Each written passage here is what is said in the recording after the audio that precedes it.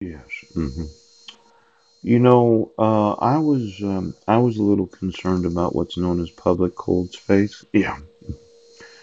Grown 100 million square feet, or about 50% of the current inventory. Yeah.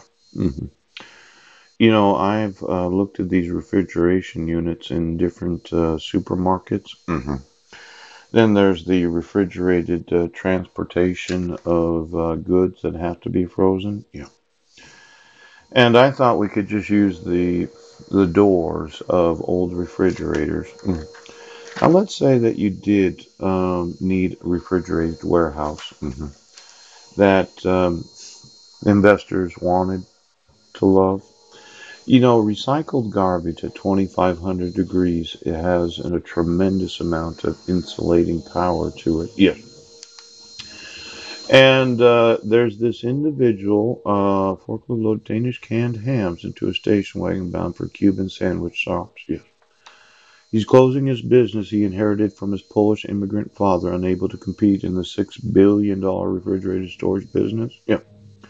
Dominated by institutional investors scaling up to serve food giants such as Unilever and Nestle. Yeah. As a result, some of the smaller customers, which recently include especially a frozen dog food maker, and the kombucha startup, are at risk of getting shut out of the cold. Now, this Greenbaum sold his last warehouse.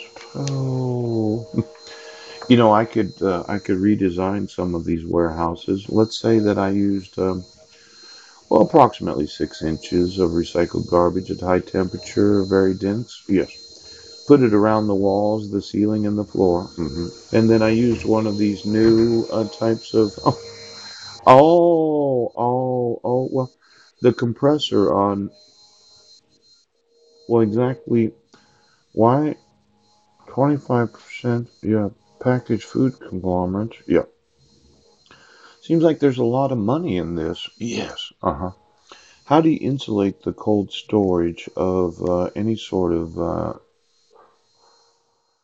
CEO of Jenny's Splendid Ice Cream traveled to a resort in Santa Ana Pueblo, New Mexico to speak at a conference for the cold warehouse industry. Yeah. Could you get me all of those involved in the cold warehouse industry? Poop. They were probably using concrete and rebar to design their cold warehouses.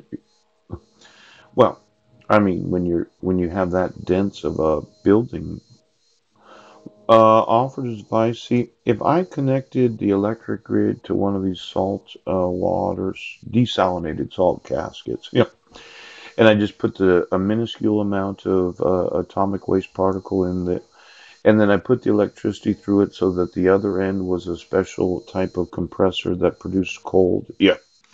Is there a reason why you wouldn't want to use regular electricity, but a special kind of electricity that is, well, a lot of times I'm looking at creating some efficiencies in what's known as cold storage. Yeah. Now, focus on working smaller company. 2,000 email from desert startup. Yeah, it's not a desert startup. If I looked underneath the deserts, it seems that well, I know I had mentioned that I wanted to own those.